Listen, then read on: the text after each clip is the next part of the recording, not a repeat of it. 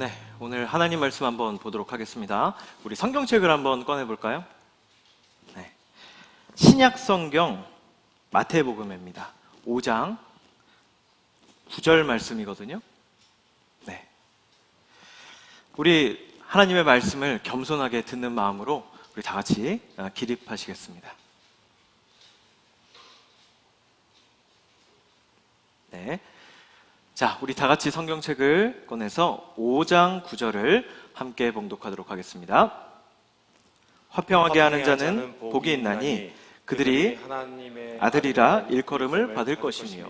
자, 한 번 더 하도록 하겠습니다. 시작. 화평하게 하는 자는 복이 있나니 그들이 하나님의 아들이라 일컬음을 받을 것이며. 자, 이것도 함께 읽도록 하겠습니다. 시작. 군중이 되지 말고 제자가 됩시다. 예배를 보지 말고 예배를 드립시다. 네, 감사합니다. 자리에 앉아주시면 고맙겠습니다. 영어로는 이렇습니다. Blessed are peacemakers, for they will be called son of God. 네, 이렇게 오늘 본문이 나옵니다. 벌써 팔복이 진행이 되고 있는데 벌써 7번째까지 왔습니다. 많이 왔죠? 그죠? 이제 한복 하나만 남았습니다. 좀 길고 지루하셨을 텐데 그래도 시작했으니까 끝을 내야 되겠죠. 그래서 계속 이렇게 달려왔습니다. 우리 지난 역사를 보면 2001년에 9.11 테러가 있었습니다. 여객기 4대를 납치해서 미국 무역센터하고 국방부 건물이 충돌했습니다. 이로 인해서 거의 3,000명 정도 되는 사람들이 목숨을 잃었습니다. 자, 그리고 2002년 10월에는 발리 클럽에서 폭탄 테러가 일어났고 이때 202명이 사망했습니다. 2004년 3월에는 마드리드 기차역에서 한 200명 정도 죽었습니다. 2005년 7월엔 런던에서 폭탄 테러가 발생했고 50명 정도가 사망했습니다. 비뚤어진 종교관이 빚어낸 이 폐해는 인류에게 아주 크나큰 피해를 줬습니다. 이거는 모두 다 이슬람 극단주의자들이 벌인 일인데요. 우리는 극단주의자들의 일부라는 표현을 잘 사용합니다. 그래서 그 일부가 우리 전체가 아닌 것처럼 이야기를 하죠. 기독교에 대해서도 마찬가지입니다. 기독교의 일부가 그런 일을 발생시킨 것이지 우리와는 상관없다라고 얘기하는 경우가 너무나도 많죠.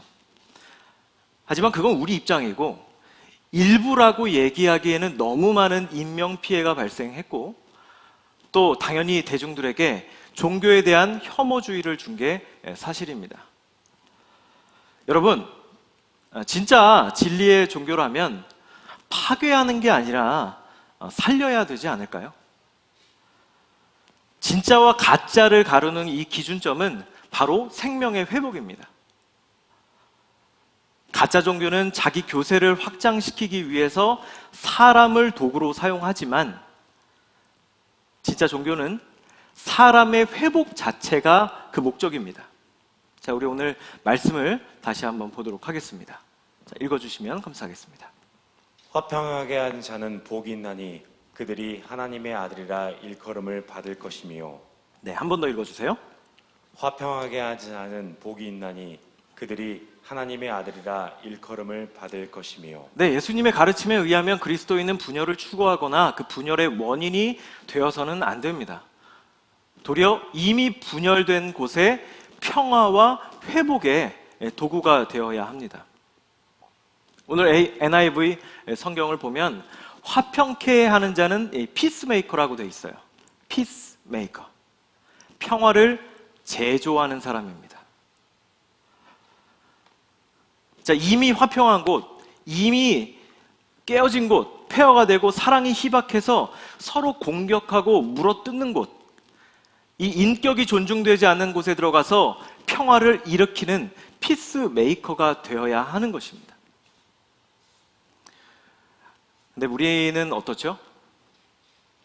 피스메이커가 아니라 이미 화평한 곳, 그죠?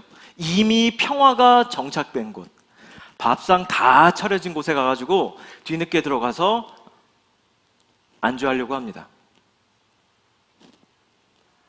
그러나 성경 말씀에는 피스메이커라고 말씀을 하셨어요. 피스메이커. 메이커는 뭐죠? 만드는 거예요. 없는 곳에 평화를 만드는 사람입니다. 인격이 존중되지 않는 그곳에 들어가서 평화를 일으켜야 됩니다. 병자에게 약이 필요하지 건강한 사람에게는 필요 없습니다. 마찬가지로 여러분, 그리스도인이 필요한 곳은요, 이미 깨어진 곳입니다. 이미 만들어진 그곳에 그리스도인이 들어가면 그리스도인은 필요가 없어요. 그리스도인이 필요한 곳은 이미 깨어진 곳입니다. 그래서 그리스도인이 일하는 곳에 평화가 있고 그리스도인들이 그 가는 곳에 화평의 꽃이 피어야 합니다. 자, 우리 다니엘 여호수아 청년들은요, 여러분들의 직장과 삶의 현장에서 평화의 사자가 되어야 합니다.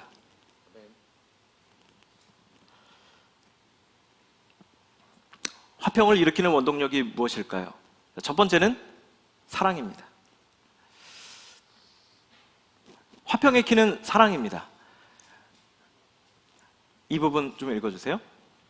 내가 사람의 방언과 천사의 말을 할지라도 사랑이 없으면 소리나는 구리와 울리는 꽹과리가 되고.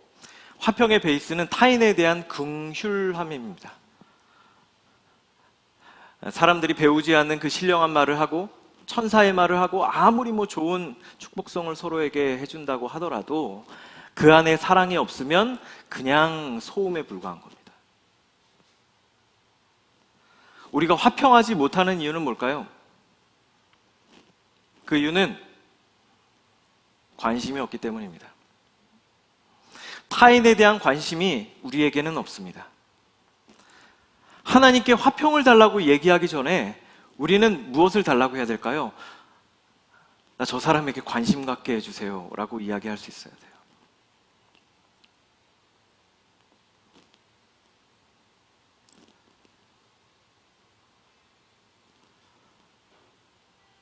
잘 안 넘어가네요. 네.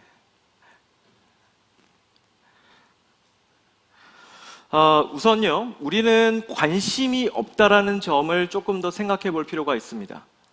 자, 우리는 우선 나 자신 말고는 관심이 없습니다. 사람은 두 가지로 나눠지는 것 같아요. 나에게 관심이 많은 사람과 남에게 관심이 없는 사람. 과도하게 나에게 관심을 갖습니다. 그죠? 사실 여러분 그거 아시나요? 사람은 다른 사람에게 별 관심이 없어요. 네. 두 번째는 뭐냐면 남에게 관심을 갖지 않는 겁니다. 자기에게 관심을 갖거나 아니면 남에게 관심을 갖지 않거나 거의 대부분의 사람들은 이 두 종류 안에 카테고리 안에 들어갑니다. 관심이 없으니까 당연히 사랑은 먼 얘기죠. 그 예수 없는 인간의 기본 베이스는 사랑 없음, 무정함입니다. 무정하고 이기심이 가득한 이 악한 사조 속에서 우리는 살아가기 때문에 그것이 우리의 디폴트 값이 됐습니다. 입력하지 않으면 우리의 세팅 값은 그냥 무정한 존재가 돼버리는 겁니다.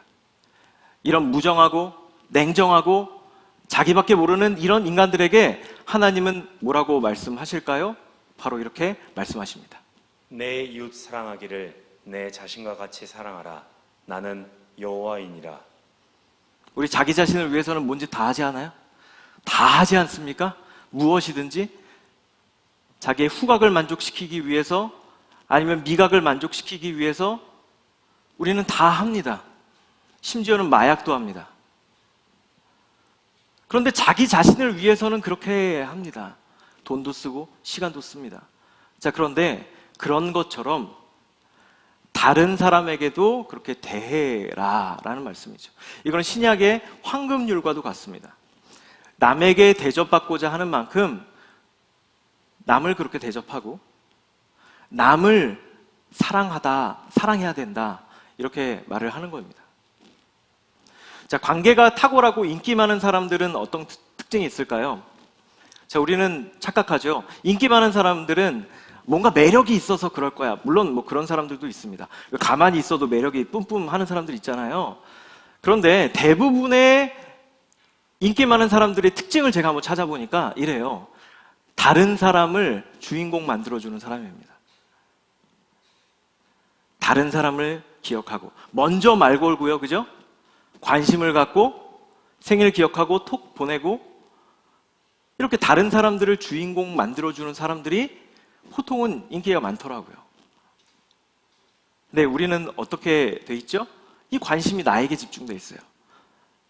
나라는 이 세계관 속에 갇혀서 삽니다.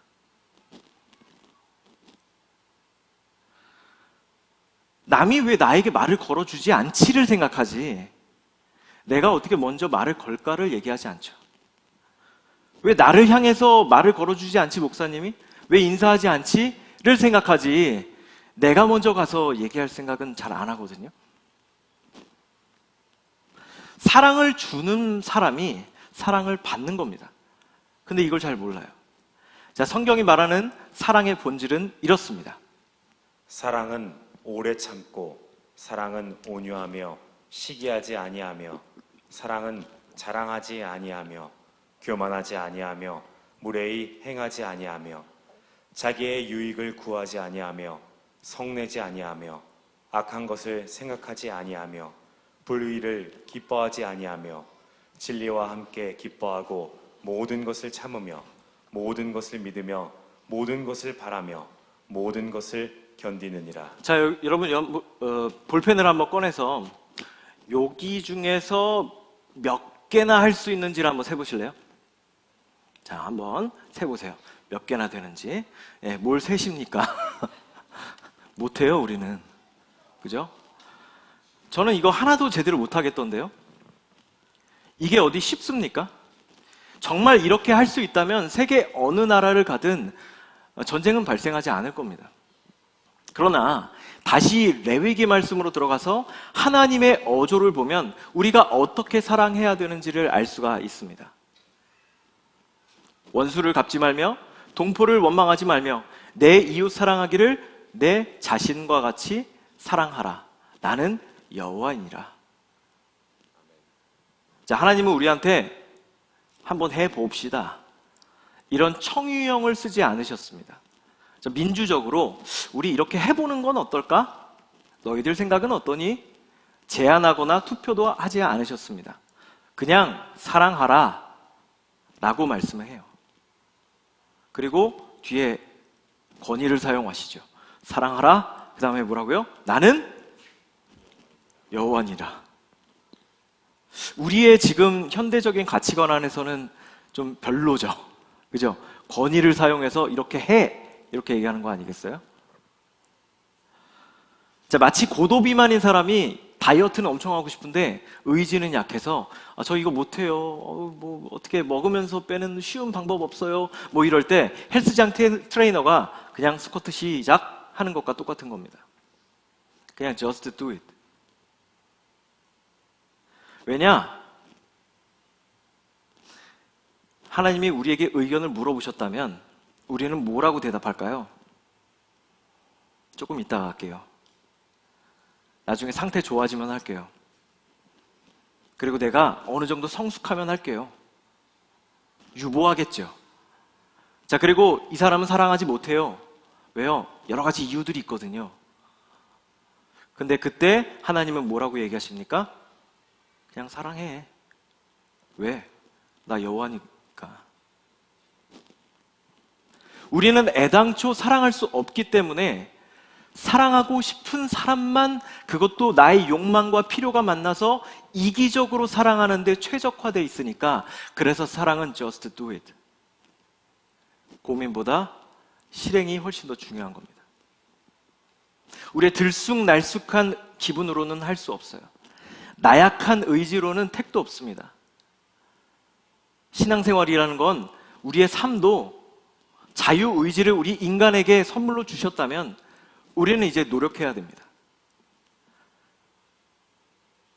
나는 늘 아무것도 하지 않고 평소에는 하나님 생각 손톱만큼도 안 하다가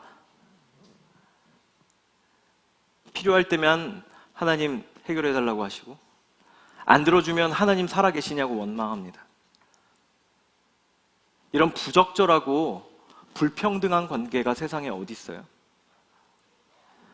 피조물이 창조주에게 먼저 늘 다가와 주시기만을 바라는 것만큼 오만한 게 없습니다. 하다못해 수평적인 인간 관계 안에서도 어느 누가 계속적으로 나를 사랑해 주기만을 바란다. 그리고 평소에는 생각도 안 해요. 연락도 안 합니다. 그리고 비 오면 만나러 가지도 않아요. 그리고 살짝 아프면 안 갑니다. 자, 근데 이런 관계 안에서 그 사람은 내 얘기를 늘 들어줘야 되고, 잠깐 기도하면 늘 응답해 줘야 되고, 나는 늘 익십을 하면서 상대방은 늘 나에게 신실해 주기를 바라는 거, 인간관계 안에서도 부적절하고 비인격적인 관계 아닌가요? 아마 오은영 박사도 이런 사람 얘기하면 되게 싫어할 것 같은데요. 뭐라고 하실 것 같은데요. 자, 인간에게도 그런 정성을 다하면서 예의를 지키지 않으면 상대방이 화낼 것을 두려워하면서 우리가 우리의 텐션을 유지하죠. 사람은 그렇게 추앙하면서 왜 오직 하나님은 추앙하지 않습니까? 자, 저 한번 좀 따라해 주실래요? 하나님을 시작. 하나님을 호구 취급하지 말자. 호구 취급하지 말자. 하나님은 호구가 아니에요. 나는 어떻게든 상관없고 하나님은 늘 다가와 주시기만을 우리는 늘 바라잖아요. 또 하나님은 늘 항상 그래 오셨으니까 선하신 분, 오래 참으시는 분, 네, 맞아요. 하나님 그런 분이에요. 근데 그거 이용하지 마세요.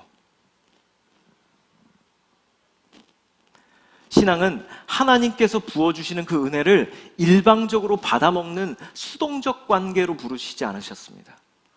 하나님과 매일 통화하고 연락하는 적극적이고 인격적인 관계가 바로 신앙생활입니다. 그 관계가 깨졌다면 이제 하나님 앞에 나와야 하는 시간입니다. 자, 근데 어디 사랑이 쉬운 사람이 있습니까? 저도 안 되고 여러분들 옆에 있는 사람들도 다 안 됩니다. 원래 잘 안 됩니다. 자책하지는 마세요. 당연합니다. 우리는 늘 사랑에 불완전하고 미숙하고 늘 이기적이어서, 그래서 하나님은 뭐라고 얘기하시죠? 사랑하라. 그냥 just do it. 그냥 그렇게 해. 설득하거나 그러지 않으셨어요. 그냥 해봐. 우리는 그러면 그냥 keep going 하는 겁니다. 자, 분명히 말하지만 사랑도 훈련입니다. 자, 두 번째는 용서입니다. 1892년 네덜란드의 코리 텐붐이라는 여사가 있었습니다. 지금은 돌아가신 분이죠. 자, 2차 세계대전 때 유대인들을 숨겨줬다는 그 죄목으로 나치 수용소에 갇혀서 심한 고문을 당하고 가족들은 모두 처형당했습니다. 전쟁이 끝나자 이 코리 텐붐 여사는요, 세계 각국을 다니면서 사랑의 메시지를 전했습니다. 자, 그런데 어느 날 독일의 어느 도시의 집회를 마치고 자신의 가족을 잔인하게 죽이고 또 자신을 고문했던 그 수용소 관수를 만나게 되었습니다. 자, 여러분들 생각해 보세요. 내 가족을 내 눈앞에서 잔인하게 고문하고 죽이는 사람이에요. 근데 그 사람을 만나게 된 겁니다. 자, 피가 거꾸로 솟겠죠. 자, 코리 텐붐 여사는 어떻게 했을까요? 당시 상황을 이 코리 텐붐 여사의 목소리로 듣도록 하겠습니다. It was some time ago that I was in Berlin. And there came a man to me and said, Mr. Bohm, I am glad to see you. Don't you know me? And suddenly I saw that man. That was one of the most cruel Aufsehers, guards, in the concentration camp. And that man said, I'm now a Christian, I have found the Lord Jesus. I read my Bible and I know that there is forgiveness for all the sins of the whole world, also for my sins. I have forgiveness for the cruelties I have done. But then I have asked God grace for an opportunity that I could ask one of my very victims forgiveness. And Fräulein ten Boom, won't sie mir vergeben? Will you forgive me? And I could not. I remembered the suffering of my dying sister through him. But when I experienced that I could not forgive, suddenly I knew I myself have no forgiveness. Do you know that Jesus has said that? When you do not forgive those who have sinned against you, my heavenly Father will not forgive you your sins. I knew, I'm not ready for Jesus coming because I have no forgiveness for my sins. But I was not able, I could only hate him. And then I took one of these beautiful texts, one of these boundless resources, Romans 5:5. The love of God is shed abroad into our hearts through the Holy Spirit who is given to us. And I said, thank you, Jesus, that you have brought into my heart God's love through the Holy Spirit who is given to me. And thank you, Father, that your love is stronger than my hatred and unforgiveness. That same moment I was free. And I could say, brother, give me your hand. And I shook hands with him. And it was as if I felt God's love stream through my arms. You never touch so the ocean of God's love as that you forgive your enemies. Can you forgive? No. I can't either. But he can.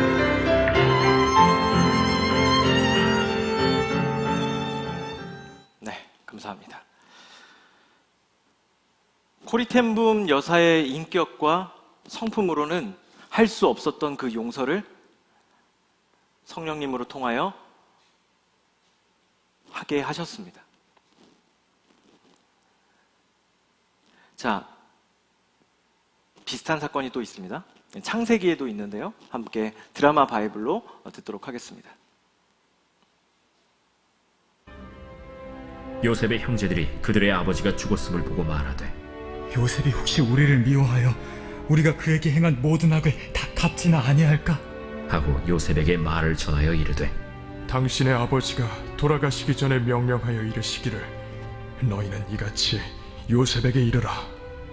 내 형들이 내게 악을 행하였을지라도 이제 바라건대 그들의 허물과 죄를 용서하라 하셨나니 당신 아버지의 하나님의 종들인 우리 죄를 이제 용서하소서.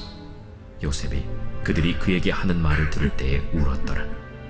그의 형들이 또 친히 와서 요셉의 앞에 엎드려 이르되 우리는 당신의 종들이니이다. 두려워하지 마소서. 내가 하나님을 대신하리이까. 당신들은 나를 해하려 하였으나 하나님은 그것을 선으로 바꾸사 오늘과 같이 많은 백성의 생명을 구원하게 하시려 하셨느니 당신들은 두려워하지 마소서. 내가 당신들과 당신들의 자녀를 기르리이다. 하고 그들을 간곡한 말로 위로하였더라. 네. 자신을 노예로 팔아버린 그 형들을 요셉은 이집트의 총리가 돼서 만나게 됩니다. 그리고 자신들을 죽일까 두려워한 이 형들에게 요셉은 이렇게 말을 하죠.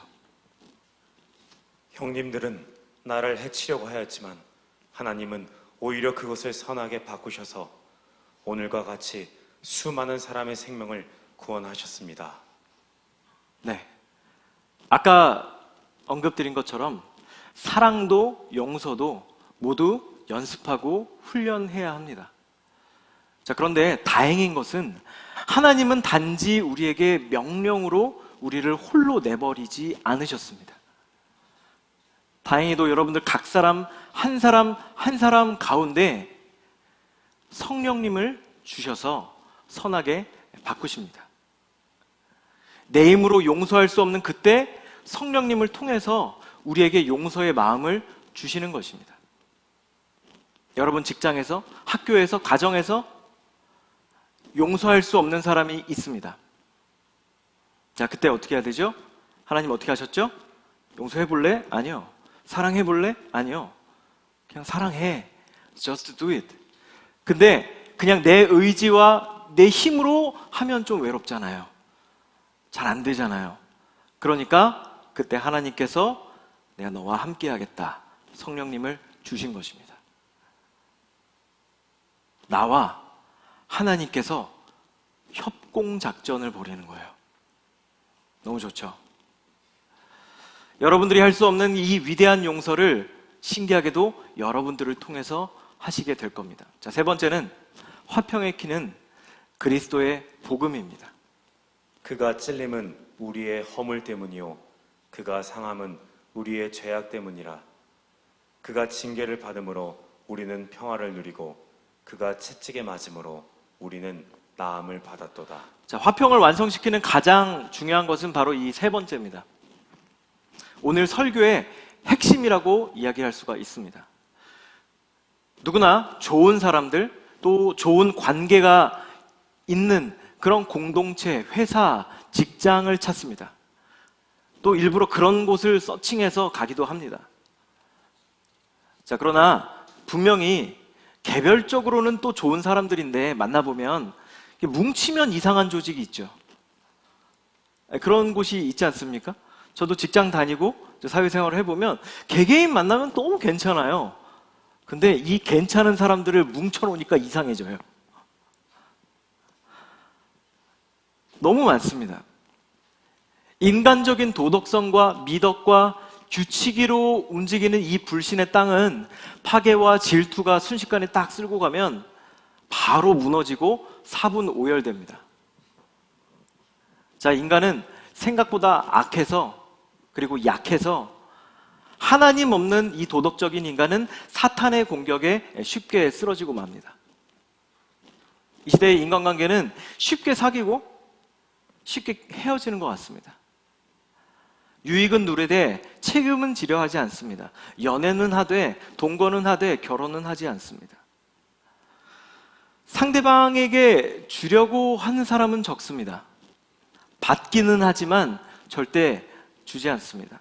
그리고 상대방의 그 결혼 조건 항목들은 뭐 A4 용지 뭐 한 장을 다 채우고도 남지만 나에게 적용하지는 않아요. 하나님 없는 이 공동체의 화평은 그럴싸해 보이지만 굉장히 얄팍하고 그럴듯해 보이지만 토대가 매우 약한 모래 위의 성입니다. 얼마든지 잘 지냈다가 그냥 플라스틱 축복하다가 약간 빈정이 상하잖아요? 그러면 차단합니다. 이게 얄팍한 인간관계를 가지고 있어요. 이런 소망 없는 인간들에게 처방이 내려지는데 바로 요 성경입니다. 분열을 일으키는 사람, 소망이 안 보이는 사람도 복음을 진정으로 받아들인다면 변합니다. 그분의 대신 처형당함으로 우리가 대신 살고 있다는 것을 이 깨닫는 사람들은 인생이 전폭적으로 변할 수밖에 없습니다. 그 어떤 강제성보다, 윤리보다, 도덕보다, 법보다 이 복음처럼 강력한 인간 개조는 없습니다. 그래서 형편없이 살던 이 깡패나 밤거리를 전전하던 이 영혼이 갈급한 사람들이 하나님을 인격적으로 만나고 나서 인생이 변화됐다. 뭐 이런 얘기는 우리가 그렇게 놀랍지도 않은 흔한 에피소드가 되어버렸죠. 저 한번 좀 따라해 주세요. 예수를 만나면 시작. 예수를 만나면 변한다. 변한다. 지금 우리 교회 제자훈련 교재의 저자이신 김영국 목사님이 쓰신 책이 있습니다. 이게 바로 만나지 않으면 변하지 않는다라는 책이에요. 세상 사람들은 시스템이 그리고 법이 모든 것들을 해결해 줄 수 있을 거라고 생각합니다. 그래서 더 철저한 법, 그죠? 더 완벽한 윤리, 도덕 의식을 심으려고 합니다. 예, 필요합니다. 우리나라 우회전법이 최근에 개정됐죠? 그래서 저도 운전을 하다 보면 저도 좋고요. 보행자들도 안전해진 것 같아요. 훨씬 더 점점 더 안전한 방법으로 가고 있는 것 같습니다. 좋아요. 자, 그런데 법으로는 질서를 만들 수 있지만 화평은 법으로 안 됩니다. 법으로 강제할 수 없는 게 있는데 그게 바로 사람의 마음이에요. 그런데 그 법으로도 안 되는 그것을 하나님은 치료해 주시고 개조해 주십니다. 이게 바로 예수 그리스도입니다. 제가 20대 초반에 새벽 기도를 마치고 아침 한 7시쯤 된 것 같아요. 마치고 이제 집으로 돌아가는 길에 지금 저희 장모님이 있습니다. 지금 저희 장모님, 당시에는 저희 주일학교 저희 선생님이었어요. 저희 장모님과 같이 이렇게 가고 있었어요. 한 21살 이 정도였던 걸로 기억합니다. 근데 이렇게 가고 있는데 뭐 같이 이야기를 나누면서 이렇게 가고 있는데 토이푸들, 이런 갈색 강아지, 새끼 강아지, 태어난 지 얼마 안 되는 한 달이나 됐을까? 뭐 이런 새끼 강아지가 왔다 갔다 하는 거예요. 그리고 저를 계속 막 쫓아와요. 근데 아무리 주변을 보고 주인 없어요? 라고 몇 번 물어봤는데도 아무도 없는 거예요. 그래서 한 5분 정도를 기다렸던 것 같아요. 그런데 확신이 들었습니다. 이건 주인 없는 강아지구나. 길을 잃었구나. 놓쳤구나. 딱 직감을 한 거죠. 그래서 이제 강아지를 데리고 왔습니다. 이 강아지를 데리고 15년을 살았습니다. 딱 이렇게 생긴 강아지였어요. 너무 귀엽고 또 착해요. 그래서 강아지가 딱 들어오잖아요. 그러면 우리 집이 다 바뀝니다. 저를 찾는 게 아니라 행복이를 찾아요. 행복아. 15년 동안 우리 집 행복이 때문에 우리 가정이 행복해졌어요. 요즘에 토이푸들 이거 한 마리 얼마 정도면 분양받을 수 있죠? 뭐 비싸도 100만 원 안쪽 아니겠습니까? 그죠? 자, 근데 한 50만 원, 60만 원이면 사는 이 강아지가 15년 동안 우리 집 가정을 행복하게 바꿔놨습니다. 강아지가. 자, 근데 예수님을 만나고 삶이 안 바뀐다? 예수님을 인격적으로 맞아들였는데도 삶이 안 바뀐다? 아무것도 내 삶이 달라진 게 없다? 아니, 개가 와도 집안 분위기가 바뀌는데? 예수님 믿고 내가 전혀 삶의 변화가 없다? 예, 하나님께 모독적인 말입니다. 전혀 있을 수 없는 일입니다. 그리스도를 만나면 어떤 망가진 인생이든 변합니다. 그리스도를 만나지 못했기 때문에 변화되지 못한 겁니다. 혹은 만났지만 내가 지속적으로 그리스도를 찾지 않았기 때문에 그 일관성이 유지되지 못한 겁니다. 어제 여호수아 수련회 다녀오셨죠? 네. 여호수아 청년들이 많이 안 보이는데, 네. 맞나요? 네. 피곤하죠? 그죠? 네. 잘 다녀오신 것 같습니다. 사진을 보아하니. 자, 좋습니다. 다니엘 수련회도 이제 곧 다음 주입니다. 하나님을 깊게 만날 수 있는 절호의 찬스입니다. 율법, 교리, 기독교 문화 가운데 종교 생활을 했을 뿐 하나님을 만나지 못한 사람이 있다면, 또 삶의 전복이 전혀 없었다면 이번 기회에 적극적으로 하나님을 찾고 구하십시오. 그러면 외면치 않고 꼭 여러분들을 한 사람 한 사람을 만나 주실 것입니다. 세상은 편을 가릅니다. 좌파와 우파, 진보와 보수, 흑과 백, 남과 여, 그리고 기성세대와 다음 세대. 지금 이 시대는 독고다이를 주장합니다. 남과의 불편함을 조금이라도 참지 않습니다. 교회도 마찬가지인 것 같아요. 조금이라도 내 기분을 상하게 하면 얼마든지 차단하고 관계를 끊어버립니다. 불편한 관계는 회피하고 내 마음에 맞는 사람들만, 또 설교도 마찬가지입니다. 내가 듣고 싶은 이야기만, 동의하고 싶은 이야기만 들으려는 이런 게 있어요. 그리고 최대한 짧게. 편의주의의 신앙생활도 빠져 있습니다. 그냥 혼자 일을 하려고 하는 시대입니다. 그리고 내 마음에 맞는 사람들과 일방적인 관계만 맺으려고 합니다. 문제는 뭐냐면 그것이 성경적이지 않다라는 사실을 그리스도인들조차 모르고 있다라는 거죠.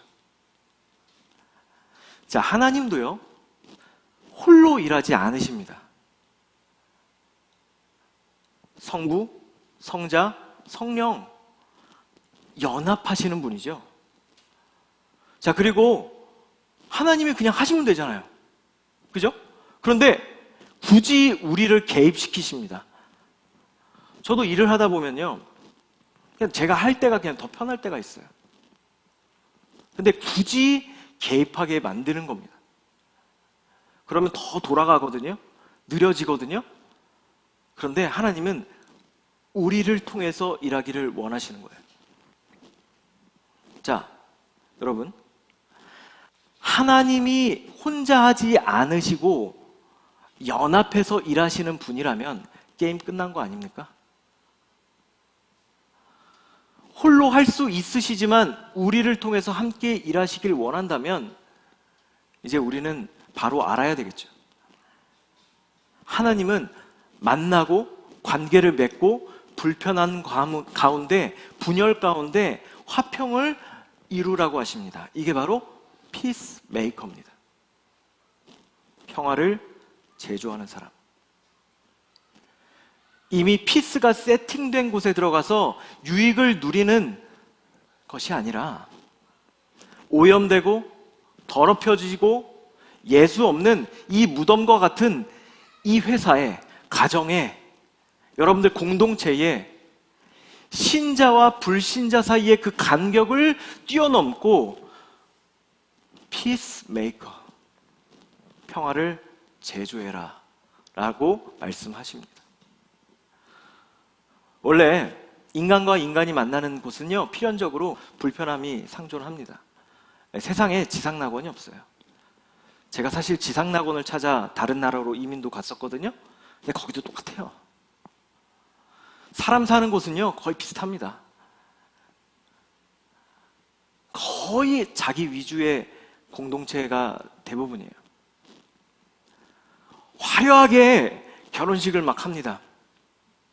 근데 그렇게 결혼한 커플도요, 신혼부부, 신혼여행 갔다가 서로 빈정상하면 바로 이제 도장 찍죠. 인간은 자기만 아는 존재라서 남과 함께 있을 때 갈등이 일어납니다. 자, 저희 다니엘 청년부는요, 최근에 셀 모임을 셀 예배라고 이렇게 바꿨습니다.